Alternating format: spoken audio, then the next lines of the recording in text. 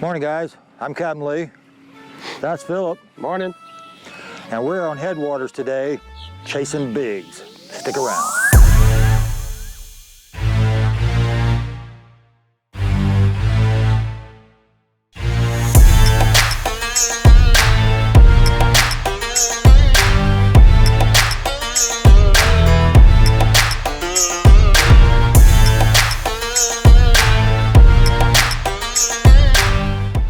First week of December.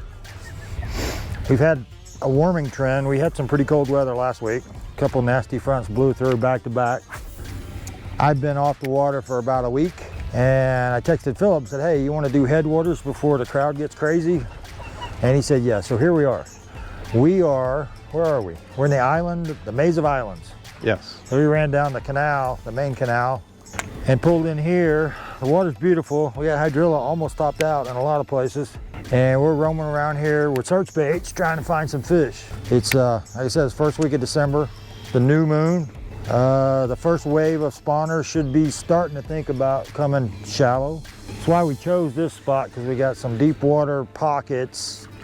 It's completely surrounded by all these little islands. So we're gonna keep working our way around here with search baits till we find something. So stick around. Yep. Hit the moon, get straight overhead about 10 o'clock, 10:30. Be nice to have something figured out before then, though. I know. So we know what to do during the major feed. I'm just trying to figure out, you know, which side of these islands they're on. Are they on the windy side? Are they on the leeward side? Right. Yeah. Or are they on the points where the wind's blowing on them? Or are they in the, you know, the protected areas? Exactly. That's why I keep zipping back and forth, trying to figure out what's going on. I was hoping to find one of these little channels with the wind blowing some current through it they might stack up in. The east side of Toho gets like this. There's a couple spots, like between Reds and Goblet Cove, that when the water's up, it looks like this. There's all these islands of reeds and buggy whips. And if you get in the right spot, they'll just stack up like this little chute right here, yeah, with the wind blowing through it. Exactly. I mean, this is what you're looking for. Exactly. Yep. Something to concentrate this bait a little bit, maybe. You can catch a bunch of fish in a spot like this when you find the right one. Mm-hmm.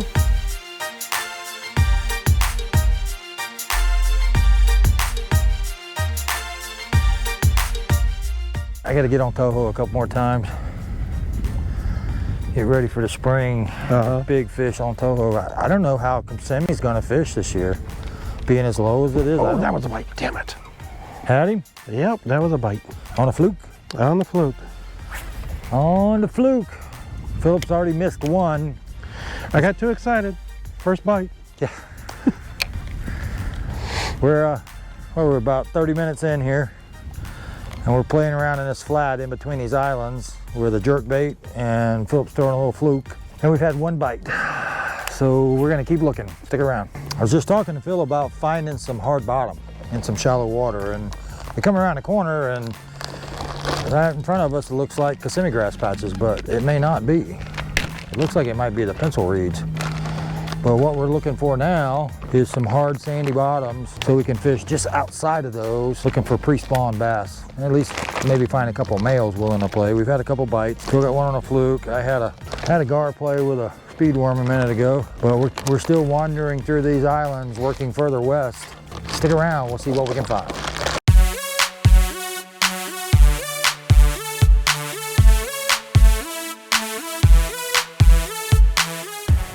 They appear to be trying the same thing we're trying and having the exact same amount of success. Not catching any. Not catching anything. Throwing everything in the boat at them.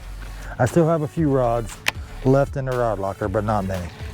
All right, we got a colony of cormorants around the corner here, some cypress trees, and some pencil reeds. Smells like fish. Smells fishy to me. It looks fishy.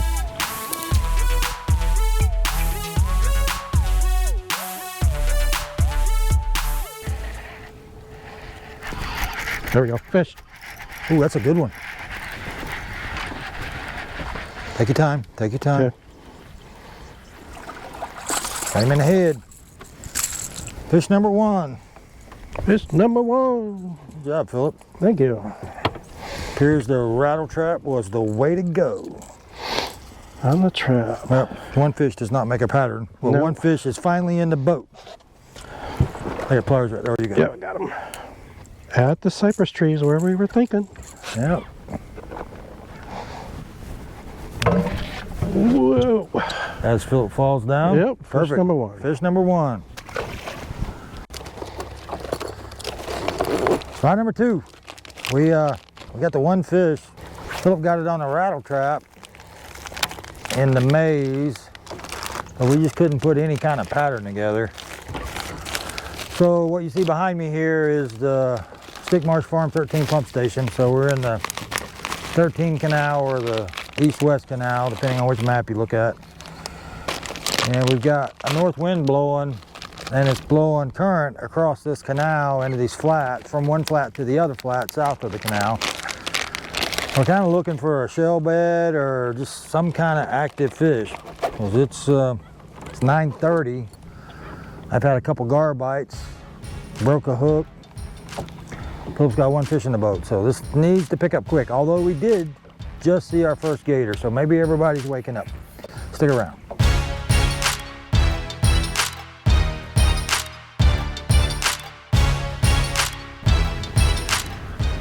This looks like a ditch.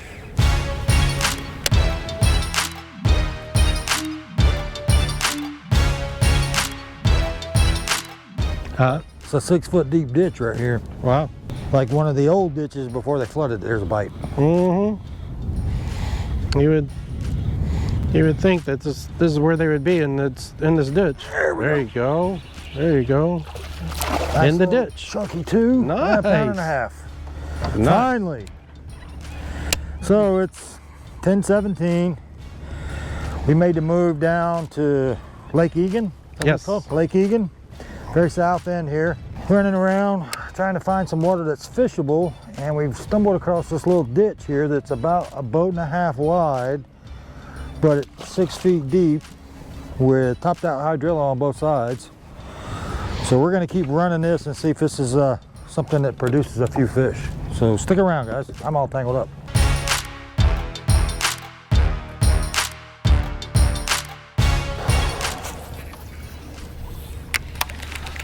Well, it's 11:30.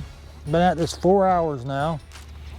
The ditch produced the one bass and a giant mudfish that Philip caught you guys didn't see. And we fished down it probably a mile. It looked great, lots of bait. Saw a couple fish that I spooked, but they weren't biting. Then we came over here to the outfall on the east side, about mid-lake, and did nothing. It's beautiful over here. And for the last half hour, every boat we've seen looks like they've headed back to the ramp. Yeah. So we're gonna head back to that first spot in the maze where we started. I think it might be picking up over there. Yeah, that started out. There's a lot of bait around. There were some fish around. We got a couple bites. I just think we were there early today, but we're gonna give that a shot. So stick around.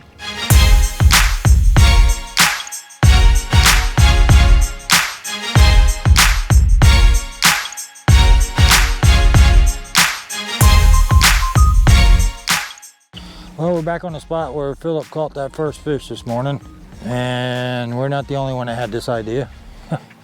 Everybody we've talked to has been struggling. I know we've struggled. I have learned a lot though. This is the first time I've ever been to Headwaters, so I learned to navigate safely from one end to the other. We only hit one stump, and that was at idle speed. So we're gonna give this another hour or so, and then we may call it after that, but stick around. What's that? So not seeing a whole lot of fishermen pulling fish. Nope. We got 3 boaters and us, so 4 boaters in the same area. I just don't see a lot of catching going on. Just the bass are just not liking this weather. They are not liking the weather. I mean, we've been on the water now for almost 5 hours. 2 fish, plus the mudfish that Philip caught. Yeah. Not all is lost, though. I learned a lot about this lake. It was the first time for me to be down here. Learn how to navigate the channels and find my way around, and But we've been in this area, back in the first area again for the last, I don't know, 40 minutes. And we can see 3 other boats, and they're having the same luck we're having. Guess we gotta throw it right on top of their nose. Even if we were bad fishermen, you'd think we'd catch more than this. And I don't think we're bad fishermen. No. Can't catch them on a speed worm. You can't catch them. They are not to be caught. Yeah. Oh, that is the most versatile bait that I've ever found for Florida. In Florida, definitely. I found out the same thing. That's why I've always got at least 1 tied on, and sometimes 2. Oh, that's got to be a gar. Oh, maybe not. Little Oh, guy. that's a little Dinkosaurus. Monster. That was on the grass line. Oh, there's another one. Come on, take it. That one's better. Uh-oh. Not much.